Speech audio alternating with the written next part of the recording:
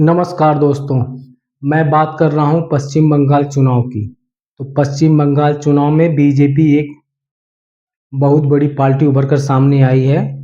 BJP ने 206 सीटें इस चुनाव में प्राप्त करी हैं।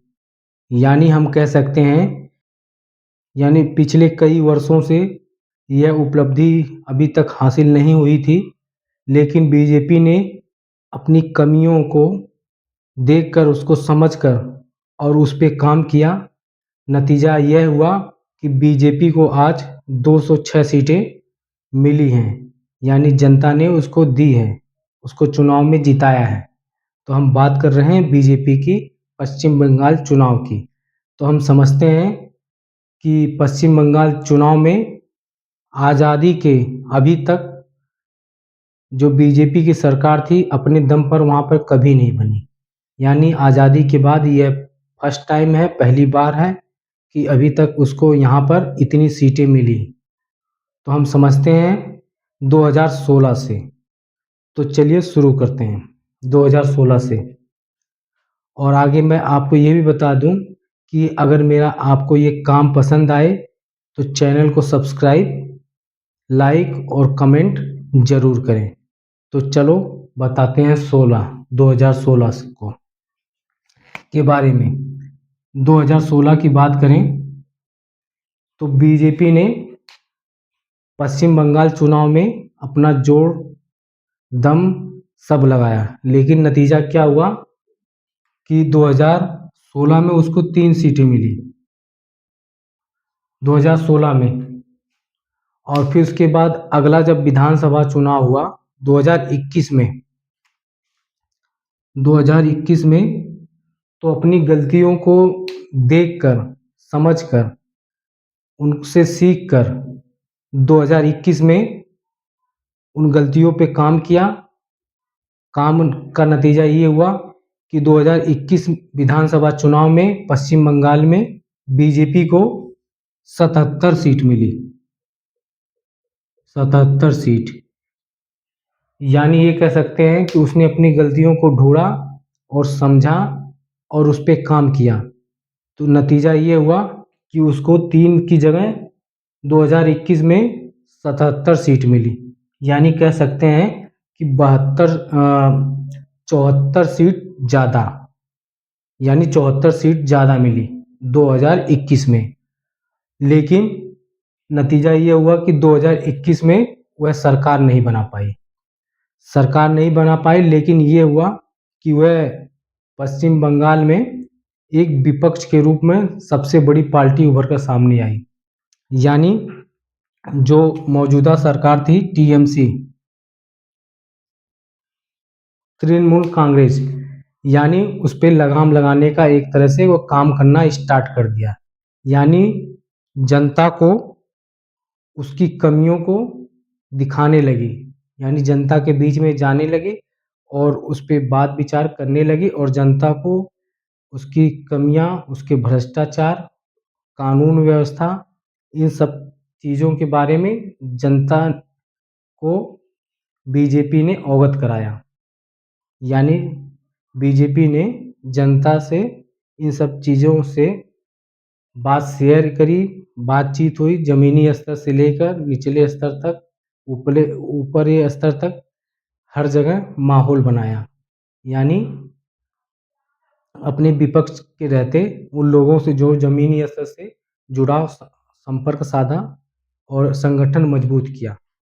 तो परिणाम ये हुआ 2021 में यह ज़मीनी स्तर पर संगठन के रूप में और वैसे चेहरों को पहचाना जो टीएमसी में प्रताड़ित थे, यानी पीड़ित थे।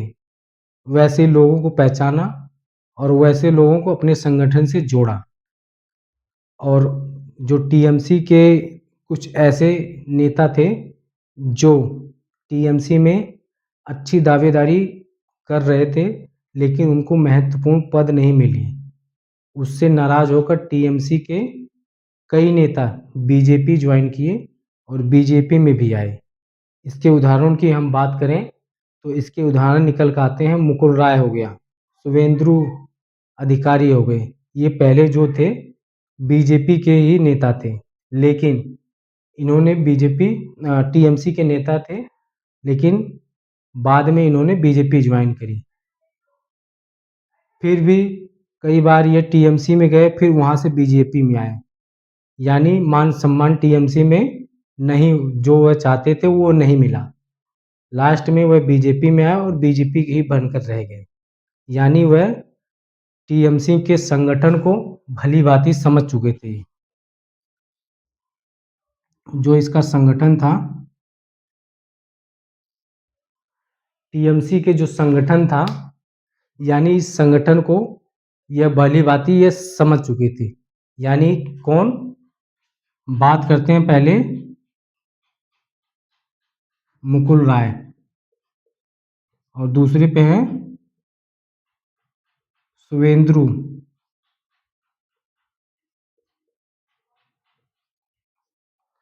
यानी ये जो दो नाम है, यानी दो व्यक्ति हैं जो ये पहले टीएमसी के थे, उनके संगठन में काम किया। जब ये बीजेपी ज्वाइन करें तो उसके संगठन को भली भांति समझ चुके थे, और जब बीजेपी ज्वाइन किया तो बीजेपी को इसका भरपूर फायदा मिला।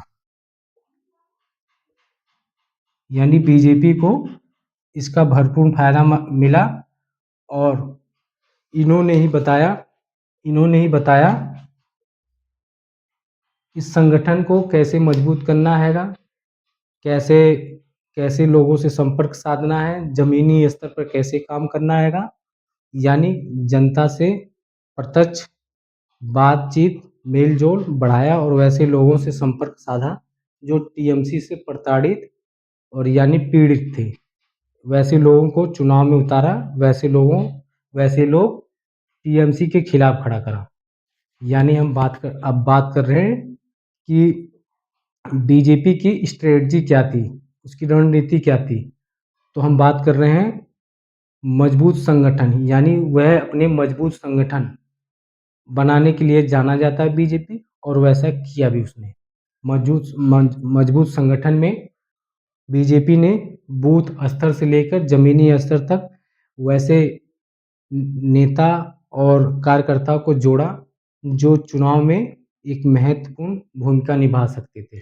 यानी वैसे लोगों को छाटा, वैसे बूथ पर उन लोगों की नियुक्ति करी, वैसे लोगों को उस ब्लॉक में नियुक्त किया कि जो जनता से प्रत्यक्ष रूप से उनका जुड़ा हो, वैसे लोगों को छाट कर उसमें लगाया। इसका परिणाम ये हुआ कि जनता बीजेपी के जो संगठन था उससे जुड़ी, बीजेपी के जो बात विचार है उन लोगों को समझ में आया। दूसरी बात करें तो आक्रामक प्रचार, यानी बड़े चेहरे। इस चुनाव में आपको आक्रामक प्रचार और बड़े चेहरे नजर आए हैं। यानी हम बात कर रहे हैं आक्रामक प्रचार में नरेंद्र मोदी हो गए, अमित शाह हो गए, राजनाथ सिंह हो गए, मनोज वाजपेयी हो गए, यानी बीजेपी के बड़े बड़े नेता, यानी कई राज्यों के जिसमें बीजेपी की सरकार है उनके सीएम सब पश्चिम बंगाल का दौरा किए और पश्चिम बंगाल में अपनी भूमिका दिए, यानी उसका पश्चिम बंगाल में बीजेपी का प्रचार करें। परिणाम ये हुआ कि अच्छा रिजल्ट वहाँ पे आया। यानी यह मुद्दा कह सकते हैं कि बीजेपी को उसका बहुत ज़्यादा लाभ मिला है। यानी उसका बीजेपी का संगठन के प्रति, यानी किसी भी राज्य में सरकार बनने के प्रति सारे जोर दम सब लगा देते हैं उसके संगठन के। और तीसरी बात करें तो तीसरी बात में इस चुनाव में हिंदुत्व की बना पहचान है, यानी हिंदुओं की जो पहचान थी उसको हिंदुओं से परिचय कराया कि आपकी पहचान छुप रही है, आपकी पहचान विलुप्त हो रही है। यानी इस मुद्दे पर बात करी, यानी बीजेपी वाले इस चीज़ को उन लोगों से अवगत कराया। नतीजा ये हुआ लोग बहुत स्तर पर बीजेपी से जुड़े, वैसा बात विचार हुआ, जुड़ते चले गए। यानी धार्मिक की बात करें, नारों की बात करें, परिवर्तन की बात करें, जय श्री राम के नारों की बात करें, ये सारे नारे पश्चिम बंगाल में गूंजते रहे। यानी हिंदू धर्म को वहाँ प्रचारित किया गया, लोगों को हिंदू से जोड़ा गया, और उनको ये समझाया गया कि जो टीएमसी के जो शासन काल में इसके लंबे समय से चला आ रहा था, इसमें जो हिंदू को उसकी उपेक्षा करते हैं ये लोग। यानी दुर्गा पूजा हो या रामनवमी हो, यानी हिंदुओं का कोई भी त्योहार हो, तो उसमें रोक-टोक करते हैं। तो इस शासन को, प्रशासन को बदलना चाहिए। लोगों के दिल-दिमाग में ये सब चीज़ें बैठ गई, फिट बैठ गई उनके विरोध में टीएमसी के। यानी तीसरा तीसरी बात ये है, और चौथी बात अगर हम करें तो जो स्थानीय नेता थे, यानी स्थानीय जो नेता थे टीएमसी में, एक महत्वपूर्ण जिनको पद नहीं मिला या जिनको टीएमसी ने नहीं पूछा, वैसे नेता जो अपने अनुभव से जाने जाते थे, वह बीजेपी से कहीं न कहीं जुड़ते चले गए। नतीजा ये हुआ कि बीजेपी का वहाँ पर संगठन मजबूत हुआ, जो 2016 में 3 सीटें आई, फिर 2021 में आपकी 77 सीटें आई और 2026 में परिणाम ये हुआ कि 206 सीटें आई। यानी एक बात ये कह सकते हैं, जो स्थानीय नेताओं की टीएमसी ने उपेक्षा की थी, उसको बीजेपी ने भली-भाँति भुनाया उस चीज़ को, वैसे लोगों को अपने संगठन में शामिल किया, वैसे लोगों को चुनाव में उतारा। यानी हम बात करते हैं अब तृणमूल जो कांग्रेस थी, वहाँ पे टीएमसी थी, उसके शासन प्रशासन की बात करते हैं। तो यानी लंबे समय से उसका शासन प्रशासन पश्चिम बंगाल में चला आ रहा था। लोग जनता जनता उसके शासन को लंबे समय से देखती आ रही थी। जो उसके शासन में भ्रष्टाचार हुए, कानून व्यवस्था हो गई, दंगे हुए, तो उन चीज़ों से जनता ऊब चुकी थी। और जब ऊब चुकी थी, तो उन्होंने क्या नारा दिया? परिवर्तन। यानी लंबे समय से जो शासन चल रहा था, उसका बदलाव यानी परिवर्तन करना है। और अगर अगली बात करें, तो अगले बात में ये निकल के आती है, तो ये तो भ्रष्टाचार यानी तृणमूल की जो कांग्रेस थी, उसके विरोध में ये भी बात निकल के आती है। और अगली 7वें पॉइंट की बात करें तो सोशल मीडिया पर सोशल मीडिया पर इन सब चीज़ों, इन सब बातों का बहुत ज़्यादा ज़िक्र हुआ। और केंद्र में जैसा जानते हैं कि बीजेपी सरकार है, यानी हर जगह उसकी चलती है। तो सोशल मीडिया में आपका फेसबुक हो गया, व्हाट्सएप हो गया, न्यूज़ चैनल हो गए, यानी सरकार के पक्ष में दिखाया गया, यानी बीजेपी के पक्ष में उस चीज़ को दिखाया गया। बार-बार एक ही चीज़ को रिपीट किया गया, यानी जनता पे उसकी छाप पड़े और टीएमसी की जो शासन व्यवस्था, जो उसकी कमियाँ थी, जनता को दिखे, यानी जनता के ऊपर छाप छोड़े। ये वैसा हुआ भी, जनता ने इस चीज़ को भली-भाँति समझा और उस लंबे शासन का उसके अंत किया और उसके टीएमसी के विरोध में वोट दिया। और बीजेपी ने ये भी कहा कि जो अगर हमारी सरकार आती है पश्चिम बंगाल में, तो केंद्र सरकार में जितनी भी योजनाएँ चल रही हैं, जैसे उज्ज्वला योजना हो गई, आयुष्मान योजना हो गई और अन्य योजना हो गई, जो पश्चिम बंगाल की जनता को ऐसा लाभ नहीं मिल रहा है, तो ये सारे लाभ हमारी सरकार बनने के बाद सब मिलेंगे, जो केंद्र सरकार में चल रहे हैं, जिसके वो हकदार हैं। तो जनता ने इस चीज़ को भी देखा और समझा, डबल इंजन सरकार को समझा, यानी डबल इंजन केंद्र में भी और राज्य में भी। तो बात ये, और एससी और एसटी इस चुनाव में 84 सीट या 86 सीट के आसपास ऐसे उम्मीदवार थे जो एससी और एसटी से आते हैं, और इन्होंने इस चुनाव में एक महत्वपूर्ण रोल निभाया, यानी सरकार बनने में महत्वपूर्ण इन्होंने रोल निभाया। और उन चीज़ों पे बात हुई जो अनुसूचित जाति जनजातियों की इस टीएमसी प्रशासन में उनकी उपेक्षा की जाती थी। तो ऐसे लोगों को अपने संगठन में जोड़ने का काम ही बीजेपी ने किया। और नागरिक संशोधन कानून यानी सीए, उसके बीजेपी के पक्ष में गया। और जो एसआईआर जो हुआ, कई मतदाता जो टीएमसी के गढ़ माने जाते थे, वहाँ पे कई कई लाख नामों की कटौती हुई, उसका भी उसको लाभ मिला। जो चुनाव नामावली में नहीं पाए गए, उसको जो चुनाव अधिकारी थे उनके द्वारा हटा दिया गया, यानी कह सकते हैं इसका भी लाभ बीजेपी को मिला।